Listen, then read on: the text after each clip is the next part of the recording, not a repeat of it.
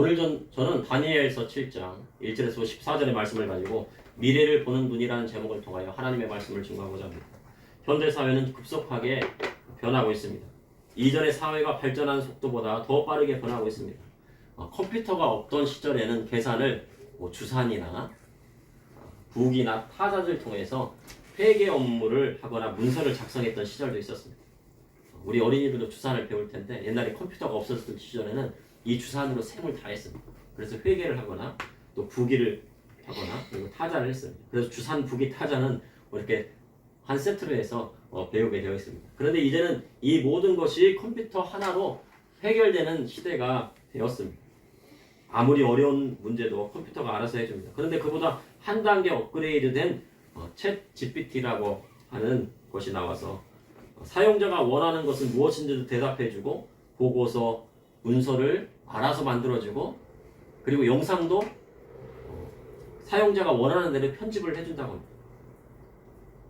그리고 논문까지 써주는 시대가 됐습니다. 전문가들은 앞으로 100년 후에는 로봇이나 AI 시대가 될 것이라고 말을 하고 있습니다. 그래서 앞으로의 시대는 AI나 로봇을 잘 활용할 수 있는 사람이 대우받는 시대가 될 수도 있습니다. 최근에는 사람들이 일하는 일자리를 로봇이 대체하는 경우가 많이 있었습니다. 가까운 곳에 식당에 가서 주문을 하는 것도 로봇이 주문을 받습니다. 그리고 접시를 치우는 것도 로봇이 와서 접시를 치워주고 그리고 음식을 만드는 것도 로봇이 대체를 하고 있다고 합니다. 그래서 식재료를 이렇게 만들어가지고 로봇에 딱 넣어주면은 얘가 뱅뱅뱅뱅 돌아가면서 나중에 접시에 딱 나옵니다. 그러니까 식재료만 만들어 놓고 거기다 넣기만 하면은 떡볶이가 돼서 나와가지고 손님한테 갖다 주면 되는 겁니다. 직접 조리하여 알맞게 익혀주고 접시에 담아줍니다. 그리고 튀김도 로봇으로 대체하는 것이 많다고 합니다. 튀김을 하려면 장시간 동안에 이 튀김 앞에서 튀기는 곳 앞에서 계속 사람이 막 튀게 됩니다. 그러다 보니까 이 튀김으로 된 증발한 것들이 몸에 들어가면서 폐암이라든가 그렇게 병에 걸릴 수 있다고 합니다. 폐암에 걸릴 확률이 높다고 합니다. 그런데 로봇이 이를 대체하고 있습니다. 한 달에 임대료 한 100만 원 정도만 내면은 하루에 막 그냥 하고 싶은 만큼 이 치킨을 막 튀겨주는 겁니다. 막 튀겨주고 사람은 거기다 이제 포장만 해서 배달만 해주면 되는 것입니다. 그러니 사람을 쓰는 것보다 로봇을 쓰는 게 더 이문이 남는 것입니다. 앞으로 시대는 이전에 생각했던 시대보다 더 빠르게 변화하고 있습니다. 이러한 가운데 믿음의 성도는 미래를 보는 눈이 있어야 새로 다가오는 시대를 대처할 수 있다고 보여집니다. 그럼 미래를 보는 눈은 어떻게 가져야 할까요? 오늘 본문을 보니 다니엘이 환상을 통해 앞으로 일어나게 될 일을 알게 되었습니다. 다니엘은 이 환상을 통해 무엇을 알게 되었을까요? 그리고 이를 통해 이 시대를 살아가는 저와 우리 성도님들에게 하시는 하나님의 말씀은 무엇인지 여러분과 함께 나누고자 합니다. 첫째, 미래를 보는 눈은 하나님이 주십니다. 다니엘서 7장 1절에 바벨론 벨사살 왕 원년에 다니엘이 그의 침상에서 꿈을 꾸며 머릿속으로 환상을 받고 그 꿈을 기록하며 그 일이 대략을 진술하니라. 다니엘이 꿈을 꾼 때는 벨사살 왕 원년이었습니다. 그렇게 성경은 기록하고 있습니다. 벨사살 왕은 바벨론 제국의 마지막 왕이었습니다. 그리고 제위 3년에 바사왕 고레스에 의해 살해돼 바벨론은 영원히 멸망당하고 합니다. 그날 밤에 벨사살 왕은 귀족들 1000명과 함께 예루살렘에서 가지고 온 하나님의 성전에서 쓴 금그릇과 은그릇을 가지고 거기다 술을 따라서 마셨습니다. 그런데 왕궁에 손가락에 나타나면서 거기다가 뭐라고 쓴 거예요. 근데 이 벨사살이 깜짝 놀라가지고 막 그냥 깜짝 놀랐습니다. 온몸 사지가 막 덜덜덜 떨릴 정도. 그때 누가 해석해 줍니까? 바로 다니엘이 해석해 주는데 메네메네 데겔 우바르신, 메네메네 데겔 우바르신이라고 써 있는데 왕을 하나님께서 저울로 달아보니 어떻다고요? 부족함이 있다고요. 왕으로서의 자격에 부족함이 있다. 그래서 그거를 그 나라를 둘로 나누어서 메대와 바사로 나누어 줄 것이라는 것입니다. 근데 그 밤에 고레스의 사위였던 다리오가 바벨론 그 성벽을 넘습니다. 넘어갖고 점령해버려요. 그래가지고 그날 밤 망합니다. 그런데요, 바벨론이 함락되기 3년 전에 무슨 꿈을 꾼 거예요? 오늘 이 꿈을 꾼 거예요. 꿈을 꾸며 환상을 보게 된 것입니다. 이 꿈에는 황금으로 뒤덮인 거대한 제국 바벨론이 멸망하게 되고 다른 제국이 세워질 것을 예언하는 꿈이었습니다. 다니엘은 바벨론의 때 느부갓네살의 꿈을 알아내고 해석도 해주므로 바벨론 지휘자 중에 가장 으뜸되는 어른이 되었습니다. 그런데 벨사살은 그의 환상을 해석해주자 바벨론의 몇 번째 통치자로 삼게 해줬어요? 세 번째 통치자로 삼게 해준 거예요. 첫 번째는 왕이고 두 번째는 왕장이고 세 번째는 누구예요? 바로 이 다니엘을 세 번째 통치자로 삼았습니다. 그런데 그 밤에 고레스 장군 다리오가 바벨론 성벽을 넘어서 바벨론을 함락했으니, 그리고 메대와 파사로 나누어서 메대에는 다리오 왕을 세우고 이 페르시아 제국은 이제 고레스가 통치를 하게 되는데, 그럼 어떻게 돼요? 적국의 세치되는 통치자는 어떻게 됩니까? 죽여야죠. 죽여야 됨에도 불구하고 이 다리오가 딱 보니까, 야, 얘는 하나님께 주신 지혜가 있는 사람이구나, 하늘의 지혜를 받았구나. 그래서 뭐라고요? 총리 셋을 세워가지고 그 중에서 가장 으뜸되는 총리를 누구를 세워요? 바로 다니엘을 세우게 된 것입니다. 믿음의 성도는요, 다니엘처럼요, 어떤 정치인이나 어떤 특정 집단에 매여 있으면 안 되는 거예요. 나라가 바뀌어도 쓰임 받을 정도로 충신이 되어야지 진정으로 믿음의 성도가 되는 것입니다. 우리나라의 특정 지역을 보면요, 그 지역은요, 특정 정당만 밀어주고 특정 정치인만 밀 때가 있습니다. 그래서요, 그곳의 지지율을 보면 90%를 지지를 해요. 특정 정치인이나 특정 정당을 지지하는데 전체적으로 지지합니다. 그런데 그렇게 지지했음에도 불구하고 그 지역의 발전은 나아진 것이 없어요. 그래서 스스로 그 지역 사람들이 우리 지역은 이렇게 열악하느냐. 근데 결론은 뭐래요? 90% 이상이 그 정치인들이 밀어뒀는데 그 지역이 열악한 것은 누구 책임입니까? 그 지역 사람 책임입니까? 정치인 책임입니까? 누구 책임입니까? 믿음의 성도는 다니엘처럼 하나의 정치인에 매이는 것이 아니라 정치인이 하나님의 말씀에 근거하여 바르게 정치하면 지지해주고, 바르게 정치하지 못하면 자신이 지지하는 정당이라도요, 쓴소리 할 수 있어야 돼요. 정치인들 보니까 요즘 무슨 클럽이 있대요. 돈을 많이 받아서 클럽이 생겼어요. 몇십억 클럽, 이런 클럽이 있어요. 그럼 지지해주면 안 돼요. 그 사람들 해도요. 아유, 그 사람들 위해서 내가 기도해줘야겠다 하면 안 되겠죠. 그렇게 클럽을 만들었죠. 돈 받는 클럽이 어디 있습니까? 정치인들이. 그들에게는 뭐를 하게 돼요? 잘못되었다고 얘기를 할 수 있어요. 며칠 전 뉴스를 보니 어떤 정치인이요, 스스로 어려운 처지라고 했습니다. 자기는 어려운 처지에서 정치인이 되어가지고 가난한 사람을 위해서 정치를 하겠다고 했는데요, 보니까요, 수십억 원의 코인이 있대요. 그래서 사람들이 이야기합니다. 누구든지 주식이나 코인으로 돈을 벌 수 있지 않느냐. 그것은요, 맞는 말입니다. 누구든지요, 우리나라는 주식이나 코인으로 합법적인 범위 안에서 돈을 버는 것은 자유주의 민주주의가에서는요, 당연한 일입니다. 그런데 그 코인으로 돈을 버는 시점에 법안을 발의했다고요. 그런데 그 법안이 뭐냐면요, 코인으로 세금을 내지 않는 법안을 발의하면서 또 찬성을 한 거예요. 자신의 이득을 위해 법안을 발의하고 찬성표를 던진다는 것은 문제가 없지 않다고 볼 수 있는 거예요. 도의적인 문제도 있는 것이고 양심의 문제도 있는 것이고 나중에 법적인 어떤 그런 공감도 따져봐야 되는 것입니다. 가난한 사람을 위해서 한다고 했는데 뒤로는 호박씨를 다 까고 있는 거예요. 또한 믿음의 성도는요, 자신이 지지하는 정당이라도 그 정당에 매여 있으면 안 됩니다. 왜냐하면 정치인은요, 자신의 정치적 이득을 위해 활동하는 사람이에요. 야, 이 정치를 위해서 내가 목숨을 막 다해가지고 내 시간 내 열정을 다 쏟아 부어가지고 이 사람을 좀 밀어줘야 되겠다. 그래서 나중에는 뭐예요? 실망만을 가득한 거예요. 그래서 자기 편이라도 마음에 들지 않으면요, 물고 뜯는 것이 정치입니다. 그러니 정치를 믿고 있다가는요, 실망도 크게 되는 거예요. 그런데 바벨론 포로기에 조서를 내려 이스라엘 자손을 예루살렘으로 돌아가게 한 왕이 있었습니다. BC 538년에 고레스 칙령을 내보내었는데 그 칙령의 내용이 이렇습니다. 나 고레스는 바루둑의 선택으로 왕이 되었다. 포로가 된 백성들을 본국으로 돌아갈 수 있도록 허용하고 각 지역의 종교시설을 복원할 수 있도록 하라. 칙령의 내용. 그런데 그의 칙령을 보면요, 이 고레스가 하나님을 믿는 것 같습니까? 믿지 않는 것 같습니까? 믿지 않는 것 같죠. 바루둑의 선택을 받아서 왕이 되었대. 그러니까 이 사람은 하나님을 믿는 사람이라고 볼 수가 없어요. 그럼 이 사람이 좋은 사람이에요? 나쁜 사람이에요? 고레스가요? 하나님을 믿지 않는 사람이지만 그가 조서를 내려 포로된 백성을 본국으로 보낼 뿐만 아니라 각 지역의 종교 시설도 복원하라고 한 것입니다. 그래서 우리가 생각하는 좋고 나쁜 정치는요, 하나님을 믿느냐 믿지 않느냐를 따져보는 것이 아니라 그가 하나님을 믿는 신앙을 가진 백성에게 적대적이냐 아니면 호의적이냐를 보면 아는 것입니다.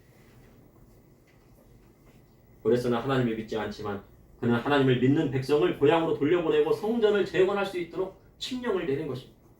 그러니 고레스는 좋은 정치인인 것입니다. 그래서 믿음의 성도는요, 한 나라에 매여 있으면 안 됩니다. 부정을 저지른 정치인이라도 덮어주고 미화하겠다고 하고요.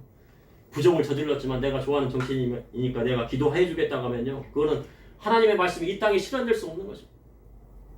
아니, 북한의 김정은이 나쁜 일을 하지만 그래도 하나님 그 김정은 좀 사랑해 주세요.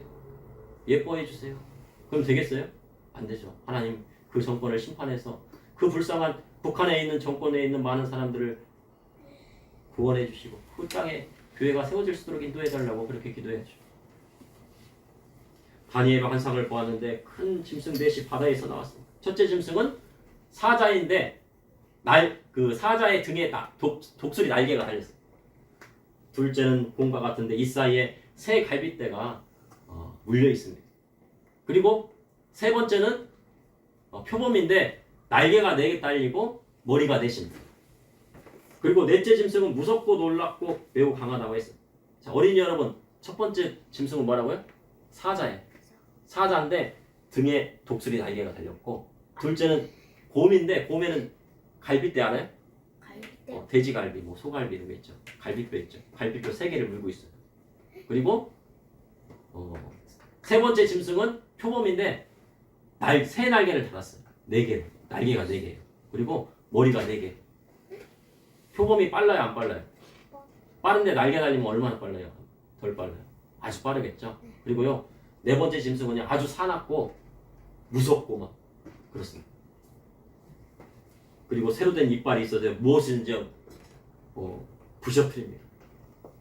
그리고 그 짐승의 머리에는 10뿔이 달려 있는데 이 10뿔 사이에 작은 뿔이 돋아났대요.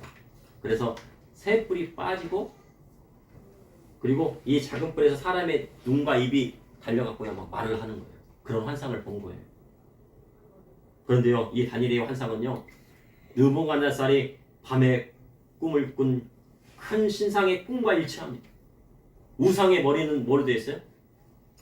금으로 되어 있고, 가슴과 양팔은 은으로 되어 있고, 배와 널쩍다리는 뭘로 되어? 노스로 되어 있고, 종아리와 발은 철로 되어 있어요. 그런 꿈을 꾸었는데 그것을 해주었습니다. 우상의 머리의 부분에 있는 이 순금은 뭐예요? 바로 독수리에 날개 달린 사자고, 그 다음에 은은 뭡니까? 은은 누구예요? 아까 곰이 있죠. 곰이 있는데 갈빗대 3개를 물고 있어요. 그리고 이 배와 널쩍다리는 노수로 되어 있는데 그것은 뭐냐면요, 아까 세 번째 짐승이 뭐였을까요? 표범. 그렇죠. 표범에는 날개가 몇 개 달렸다고요? 3개 날개? 4개가 달렸죠. 머리는 몇 개예요? 4개. 4개가 달렸어요. 그렇죠. 그리고 아주 무서운 네 번째 짐승은 아주 무섭고 사나운 짐승인데 그 짐승은 바로 쇠로 된 것입니다. 그런데 그 발은 반은 진흙이고 반은 쇠입니다. 이는 다니엘이 앞으로 일어나게 될 제국의 모습을 보고 있는 것입니다. 그리고 마지막에 손대지 않은 돌이 산에서 나와 쇠와 녹과 은과 금을 부서뜨려요. 손대지 않은 돌은 뭐예요? 건축자의 버린 돌이 모퉁이 돌이 되었다고 했어요. 바로 메시아를 뜻하는 건데 바로 예수 그리스도를 뜻하는 거예요. 이런 모든 강대한 제국들을 누가 무너뜨려요? 예수 그리스도께서 마지막 때에 오실 때 심판하시는 겁니다. 정치인들 누가 악한 정치인들은 누가 심판하세요? 하나님께서 심판하는데 뭘로 심판하십니까? 환란을 주셔가지고 심판하는 거예요. 그래서 정치인 편에 쓰면 안 돼요. 네. 정치인이 잘하면은 아이고 잘했다 칭찬해주고, 네. 강아지한테 뭐요? 야 강아지 너 잘했어? 그러면 집 잘 지켰어. 그러면 뭐 해줘요? 맛있는 것도 주고 뭣도 주고 그런단 말이에요. 그죠? 잘했어. 못하면 어떡해? 너 이 녀석 그러면 안 돼. 혼내잖아요. 정치인은 그렇게 하는 거예요. 내가 정치인을 믿고 정치인을 떠받들고 내 우상으로 삼겠다고요? 그럼 어떻게 되면 마지막 때 하나님께서 그 정치인을 심판하고 악한 정치인을 심판하실 때 함께 심판을 받게 되는 것입니다. 둘째, 미래를 보는 눈은 역사를 주관하시는 하나님께 있습니다. 금은 독수리에 날개 달린 사자, 바로 바벨론을 뜻하는 것입니다. 바벨은 무슨 뜻입니까? 바벨론 하면은요, 바벨 하면은요, 바벨탑의 사건이 나타나잖아요. 그죠? 이 바벨이라는 뜻은 혼란이라는 뜻이에요. 뒤죽박지라는. 모든 것이 다 뒤죽박지. 언어가 뒤죽박지됐어요. 영어로 되고 헬라어, 뭐 히브리어, 뭐 라틴어, 뭐 다 언어가 뒤죽박지됐어요. 근데 바벨론 때는 왜 바벨이에요? 모든 학문이 뒤죽박죽하게요. 이 바벨론으로 다 몰려든 거예요. 그래가지고 모든 학문들이 다 어디로 몰렸다고요? 바벨론으로. 그리고 모든 학문들이 언어들이 다 바벨론에 집중하게 됩니다. 그런데 이 거대한 바벨론 제국 이거 몇 년 만에 무너집니까? 70년 만에 무너집니다. 영원할 것 같은 바벨론 제국도요 70년 만에 무너져요. 그리고 신상의 가슴과 양팔인 은은요 곰을 뜻하는데 곰은 바벨론을 멸망시킨 메데와 바사 즉 페르시아 제국을 뜻하는 것입니다. 지금 페르시아 제국은 어디 땅이 있습니까? 지금요? 이란이 있는 땅이죠, 그렇죠? 그런데 이스라엘과 이란은 친구입니까? 원수지간이에요. 막 서로 싸워요. 지금 북한, 이란, 중국, 러시아는요 악의 축으로 엮여 있어요. 러시아는 악한 게 아니고 약한 우크라이나를 때리고 있습니다. 그런데 신기한 것은요 고레스가 무슨 마음으로 유대인들을 예루살렘으로 돌려보냈을까요? 그는 하나님을 믿는 사람이 아니었습니다. 이는요 하나님께서 하나님을 믿지 않지만 그 마음을 감동시켜서 이스라엘 자손들을 예루살렘으로 돌려보는 거예요. 그래서 에스라서 1장 1절에 3절에 보면 바사왕 고레스 원년에 여호와께서 에레미야의 입을 통하여 하신 말씀을 이루게 하시려고 바사왕 고레스의 마음을 감동시키시네. 그가 온 나라에 공포도 하고 조소도 내어 이르되 바사왕 고레스는 말하노니 하늘의 하나님 여호와께서 세상 모든 나라를 내게 주셨고 나에게 명령하사 유다 예루살렘에 성전을 건축하라 하셨나니 이스라엘의 하나님은 참 신이시라. 너희 중에 그의 백성된 자는 다 유다 예루살렘으로 올라가서 이스라엘의 하나님 여호와의 성전을 건축하고 그는 예루살렘에 계신 하나님이시라. 이스라엘의 하나님 여호와의 성전을 건축하라. 그는 예루살렘에 계신 하나님이시니라. 그리고 배와 널쩍다리는 놋을 뜻하는데 아까 세 번째 짐승이 뭐라 그랬죠? 표범? 예, 표범이죠. 근데요 그의 등에는 뭐가 달렸다고 했어요? 새의 날개 몇 개? 4개. 4개 달렸어요. 그래서요 이 표범인 이 나라는 어떤 나라냐면요 바로 알렉산더를 뜻하는 거예요. 헬라 제국을 뜻해요. 알렉산더가 얼마나 빠른지요. 막 그냥 막 인도까지 가는데요 막 며칠 안 걸려. 쫙 가가지고 막 딱 점령하고 여기 딱 가서 여기 딱 점령하고 여기 가서 딱 점령하고. 왜요? 날개 달았잖아요. 표범이. 이거 얼마나 빨리 점령하겠습니까? 그런데 머리가 4개래요. 왜 4개입니까? 4명이 통치하기 때문입니다. 왜냐면요 알렉산더가 자식이 없이 일찍 죽어요. 그래서 그 알렉산더의 장군, 휘하의 장군이 4명 있었는데 이 4명에 의해서 이 헬라 제국이 다스려집니다. 그래서 머리가 몇 개인 거예요? 4개가 되는 거예요. 신기하죠, 그렇죠? 예언의 말씀이 정확하게 들었습니다. 그 하나가요 톨레미인데 이 톨레미는 애국을 다스리고 셀류쿠스는 시리아, 카산더는 마게도냐, 리시마쿠스는 소아시아를 다스리게 되는데 그런데 이 톨레미가요 애국을 다스리는데 이 알렉산드리아라는 그런 지역을 다스립니다. 근데 이 알렉산드리아 이 지금 현재 이집트 지역인데 거기는요 세계에서 큰 도서관, 두 번째로 큰 도서관, 세계에서 첫 번째로 큰 도서관 저기요 페르시아나 그 바벨론의 도서관이 있대요. 그리고 그 당시에요. 지금이 아니고. 그리고 두 번째로 큰 도서관이 있었는데 거기 어디예요? 바로 알렉산더 이집트에 있던 도서관인데 이 툴레미가 야 그러면 성경도 야 이스라엘 사람들이 믿는 하나님이 있는데 그 성경도 구약 성경도 헬라어로 번역해가지고 도서관에 좀 책으로 꽂아놔라 딱 그런 거예요. 그러면은 이걸 번역하려면 누구를 불러야 돼요? 바로 이스라엘은 납비들을 불러야 됩니다. 납비들을 부르는데 12지파에서 6명씩 데리고 온 거예요. 그러면은 12지파 곱하기 6명이 몇 명이에요? 72명이 되겠죠. 근데 이제 보통 우리는 70인력이라고 하는데 72명의 납비들이 이 히브리어를 헬라어로 번역하는 작업을 하는 거예요. 그건 전 세계는 공용어가 뭐였을 그때는요. 지금의 공용어는 영어라고 할 수 있지만 그 당시에는 헬라어였잖아요. 그거를 그래서요 이 랍비들이 생각했어요. 야 우리가 디아스포라 유대인들인데 다 세계에 뿔뿔이 박혔어요. 여기는 뭐 바벨론에도 있고 수산성에도 있고 저기 로마 제국 로마에도 있고 소아시아에도 막 유대인들이 있고 알렉산드리아에도 유대인이 있는데 야 우리 후손들이 이제 히브리어만 쓰다가 이제 다 헬라어를 쓰는데 헬라어로 번역을 해둬야지 우리 후손들이 그것을 책으로 읽지 않겠느냐 그래가지고 더 열심히 막 번역을 하는 거예요. 그래가지고 어떻게 했어요? 70인력으로 번역을 해가지고 헬라어로 해가지고 지금의 우리가 쓰는 이 성경이 나오게 된 거예요. 정확하게. 그러니 당시 유대인들은 디아스포라로 전 세계에 뿔뿔이 흩어지고 히브리어보다 헬라에 더 친숙했습니다. 그래서 후손을 위해 그리고 도서관에 보관하기 위해 헬라로 번역했는데 이것이 성경이 온 세계로 퍼져가는 계기가 되게 된 것입니다. 그리고 종아리와 발은요 쇠로 되어 있어요. 그런데 발은 쇠고 발은 칡입니다. 철은요 강력해 안 강해요. 칼 만들 때 뭘로 만들어요? 금으로 만듭니까? 칼을? 철로 만들어요. 철로 만들어야지 강한 거예요. 칼을 만들 때는 철로 만들어요. 그래서 철로 싸워야지 막 이기는 거예요. 이 종아리는 뭘로 되어 있어요? 철로 되어 있는 거예요. 로마 병정들은요 이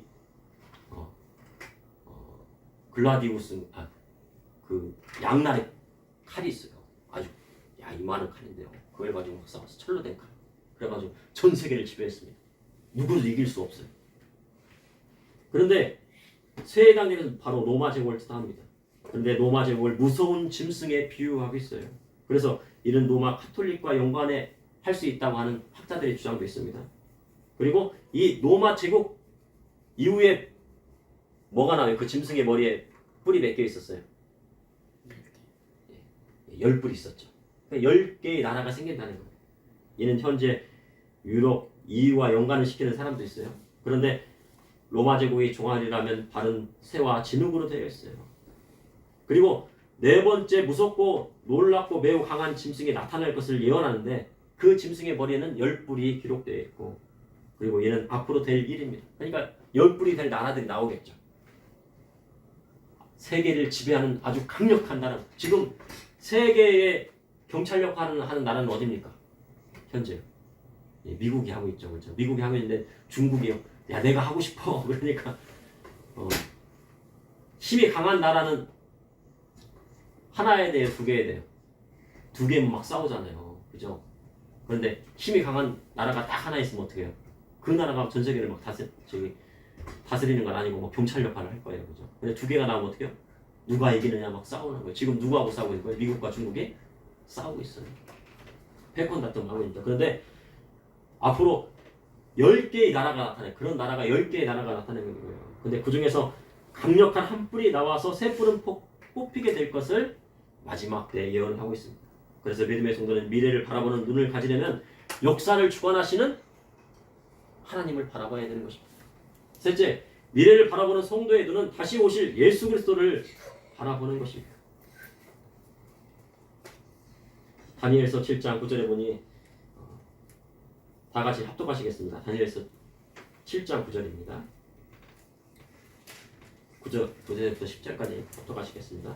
걔가 오니 왕자가 누이고 옛적부터 항상 계신 이가 자정하셨는데 그의 옷은 희가 민 같고 그의 머리털은 깨끗한 양의 털 같고 그의 보좌는 불꽃이요 그의 밖에는 타오르는 불이며 불이 강처럼 흘러 그의 앞에서 나오며 그를 섬기는 자는 천천히요 그 앞에서 모셔 선자는 만만이며 심판을 베푸는데 책들이 펴놓였더라. 이 말씀하고 비슷한 말씀이 어디에 기록되어 있습니까? 요한계시록 1장에 기록되어 있어요. 이 모습은 어떤 모습이에요? 심판에 주로 오시는 예수 그리스도의 모습입니다. 예수님의 모습입니다. 그래서 다니엘서 7장 23절에서 25절에 보면 오신 자가 이처럼 넷째 짐승은 곧 땅의 넷째 나라인데 이는 다른 나라들과 달라서 온 천하를 삼키고 밟아 부서뜨릴 것이며 그의 열보는 그 나라에서 일어날 멸왕이요 그 후에 또 하나가 일어나리니 그는 먼저 있던 자들과 다르게 새 왕을 복종칠 것이며. 그럼 한 뿔은 누구입니까? 뿔이 하나 났어요. 뿔이 10뿔 가운데서 한 뿔이 딱 났는데 그 뿔은 누구일까요? 바로 적그리스도를 뜻하는 것입니다. 적그리스도가 세상을 통치하는 시대가 온다는 것입니다. 그러나 그것은 잠시일 뿐이에요. 영원한 하나님 나라의 통치는 누구에게서부터 옵니까? 바로 메시아이신 예수 그리스도에게서 오시는 것입니다. 다니엘서 7장에 보면 그가 장차 지극히 높으신 이를 말로 대적하며 또 지극히 높으신 이 성도를 괴롭게 할 것이며 그가 또 때와 법을 고치고자 할 것이며 성도는 그의 손에 붙임받아 한때 두때 반때를 지내리라. 적그리스도가 지극히 높으신 하나님을 대적할 것이라고 성경은 기록하고 있습니다. 그럼 적그리스도가 하나님을 대적하는 것은 어떻게 대적할까요? 처음에는요, 야 내가 좋은 세상 만들어줄게 막 히틀러가 그러잖아요. 야 1차 세계대전 때 우리가 막 져가지고 막 많은 빚 졌지. 내가 그 빚 다 갚아줄게. 너희들 세금 막 많이 안 내줘도 돼. 다른 나라를 정복해가지고 하면 되니까 막 연설을 막 한 거예요. 그런 하나님을 믿는 사람이었어요? 아닐까요? 믿었는지 안 믿었는지 모르겠는데 교회는 다녔을 거예요. 독일의 교회에서는 다 사람들 교회. 근데요, 그 히틀러의 말을 누가 다 따라요? 기독교인들이 다 따랐단 말이에요. 다 따르고 좋은 세상 만들어줄게. 평화의 시대 오게 해줄게. 그랬더니 어떻게 나중에요? 자기 자식들 다 끌려가서 절반 독일 사람들 아들이 절반이 다 죽게 됩니다. 적그리스도가 그렇게 막 꼬시는 거예요. 연설을 막 잘하는 거죠. 좋은 세상 만들어줄게. 경제적인 우위 내가 해결해줄게. 전쟁하지 않아도 돼. 평화 시대 오는 거야. 근데 결국은 자기가 하나님의 자리에 올라서게 돼. 그리고 세계를 통치하게 됩니다. 그리고 하나님의 법을 따르지 않고 때와 법을 고치고자 합니다. 그런데 그때 성도들이요 적그리스도의 손에 붙임 바 된다고 성경은 기록하고 있습니다. 성도들은 그의 손에 붙임 바에 한때 두때 반때를 지내. 그래서 이를 보고요 7년 환난 때 성도들이 환난을 당하는 것으로 보고요 환난 통과서를 주장하는 학자들도 있어요. 한때 두때 반때 누가 그의 손에 붙임 바돼요? 예, 성도들이요.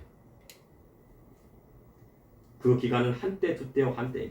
한때는 뭐예요? 12개월. 그 두때는 뭐예요? 2년이니까 24개월이고 반때는 몇 개월입니까? 6개월입니다. 그러니까 3년 반이에요.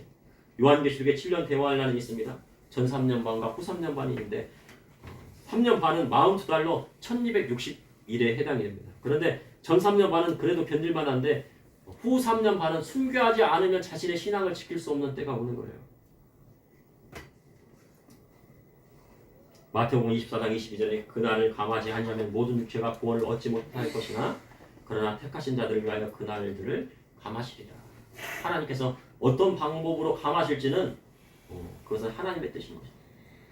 근데 하나님께서 감하시지 않으면 이 성도들이 통과할 수가 없는 거예요. 그러니까 하나님께서 감해 주시겠죠. 다니엘서 7장 26절에 27절에 그러나 심판이 시작되면 그는 권세를 빼앗기고 완전히 멸망할 것이요 나라와 권세와 온 천하 나라들이 위세가 지극히 높으신 이의 거룩한 백성에게 붙임받으리니 그의 나라는 영원한 나라이라. 이나 모든 권세 있는 자들이 다 그를 섬기며 복종하리라. 재림의 주님이 다시 오시는 것은요 이 세상을 심판하시기 위한 것입니다. 그리고 적그리스도를 심판하시기 위한 것입니다. 적그리스도와 거짓 선지자 짐승을 심판하는 것입니다. 3종 세트를 심판하는 것. 적그리스도, 거짓 선지자, 짐승을 심판하신 것. 그리고 이 땅에요. 그리고 이 적그리스도와 거짓 선지자와 짐승을 따르는 사람까지도 심판하시는 것입니다. 그리고 이 땅에 영원한 하나님 나라 새 하늘과 새 땅, 새 예루살렘이 내려오는 것입니다. 하늘에서는 그리스도의 신부된 교회와 하나님의 어린 양이신 예수 그리스도와 거룩한 혼인 잔치가 벌어지고 그리고 예수님과 함께 지상 재림하여 천년왕국이 시작돼요. 천년 동안. 그리고 곡과 마곡의 전쟁이 있으로 백보자 심판이 있습니다. 백보자 심판에서 믿지 않는 자들이 둘째 사망에 나와 사단과 함께 영원한 풀못으로 들어가게 될 거예요. 지난번에 어린이들이 막 그걸 물어보더라. 블랙홀이 뭐냐고요. 밑이 없는 끊임없이 빠져들어가는 구덩이에요. 그 영원한 불못은 어때요? 무적행하고 똑같아요. 무적행이 막 블랙홀은 똑같아요. 바닥이 없어요. 계속 빠져들어요. 나올 수가 없어요. 지옥에 들어가면 나와요, 못 나와요? 못 나와요. 예수님 믿지 않으면요, 지옥에 들어가서 나올 수가 없는 거예요. 그래서 믿음의 성도는 어디 가야 돼요? 천국 가야 돼요. 천국 가려면 어떻게 해야 돼요? 예수님 믿어야 돼요. 그래서 믿음의 성도는 하나님의 말씀을 토대로 자신의 신앙을 지켜야 하는 것입니다. 그래야 어떤 혼란이 와도 이겨낼 수 있는 믿음을 쌓을 수 있습니다. 그러므로 미래를 바라는 눈은 재림의 주님을 고대하는 성도인 것입니다. 시대가 악합니다. 옳고 그름이 분명하지 않은 때가 되었어요. 믿음의 성도는요, 예 아니면 아니요예요. 이것도 아니고 저것도 아니고 중간은 없습니다. 아멘 아니면 아멘 하지 않는 거예요. 성도는 예 아니면 아니요예요. 이것이 옳은지 그른지 옳으면 따르고 그러면 지지하면 안 되는 것입니다. 중국도 지금은 아닙니다. 왜 아니에요? 교회에 막 십자가를 막 뽑아버리고 기중기를 가지고 뽑아버리고 성도들 핍박하고 교회를 막 폐쇄시키고 그러니까 지금은 아니라. 그런데요, 중국 안에는 2억의 기독교인이 있다고 합니다. 그런데 그들은요, 하나님께서 주시는 대로 자녀를 낳아요. 그러니까 뭐 10년 안에 몇 년 안에요, 이 중국의 기독교인이 중국의 절반을 차지할 때가 올 거예요. 그러면 중국이 기독교 국가가 될 때는 그때는 깁니다. 그때는 그 중국과 합력해야 돼. 근데 지금은 아닙니다. 근데 지금 미국이 뭐가 같아요? 병든 양과도 같다고 하는 거예요. 왜요? 미국에 교회가 많은데 장자인데 지금 교회가 세상과 타협하고 연합합니다. 세상 법을 막 지지합니다. 하나님의 법을 무시합니다. 그리고 사람들도 기독교인들도 세상 법을 만드는 사람들을 지지하고요, 하나님의 법을 배척해요. 그러니 믿음이 있는 거예요, 없는 거예요? 믿음이 없는 거죠. 그러나 우리 한국교회는 오직 하나님 말씀만 붙들고 갈 때 하나님께서 우리나라를 마지막 때 제사장의 나라로 써주시는 거예요. 그래서 이 제사장의 나라가 되면 어떻게 해요? 주의 복음을 들고 나가야죠. 북한도 가고 동북 삼성도 가고 중국도 가고 티벳도 가고 이스라엘 땅도 가고 마지막에는 어디까지 가야 한다고요? 땅끝이 어디입니까? 바로 이스라엘 땅까지 가는 것이 땅끝입니다. 그러므로 미래를 보는 눈은 하나님이 주십니다. 그리고 믿음의 성도가 미래를 바라보는 눈을 가지려면 역사를 주관하시는 하나님을 바라봐야 되는 거예요. 이 다니엘을 뭘 본 거예요? 앞으로 일어날 일이 다니엘하고 무슨 상관이에요? 그게 아니고요, 역사를 주관하시는 하나님을 보았다는 것이 중요한 것입니다. 그러니까 우리 어린이 여러분들도 앞으로 역사를 주관하시는 하나님을 만나고 바라보는 것이 중요한 것이에요.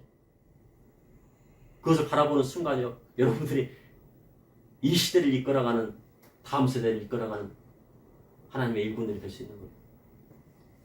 또한 미래를 바라보는 성도의 눈은 다시 오실 예수 그리스도를 바라보는 데 있습니다.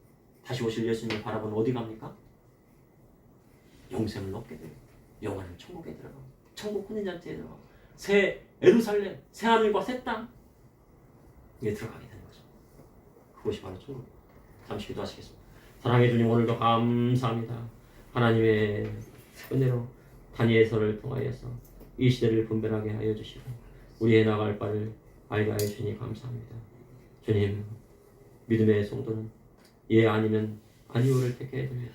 하나님, 옳은 것을 따르게 해 주시고 악한 것을 배척할 수 있는 믿음의 눈을 갖게 해 주시고 하나님의 말씀을 통하여서 세상을 바라보고 판단할 수 있도록 인도하여 주시옵소서. 그리하여서 오직 하나님의 법과 진리의 말씀만을 따라갈 수 있는 저와 믿음의 성도님들이 될 수 있도록 인도하여 주시옵소서.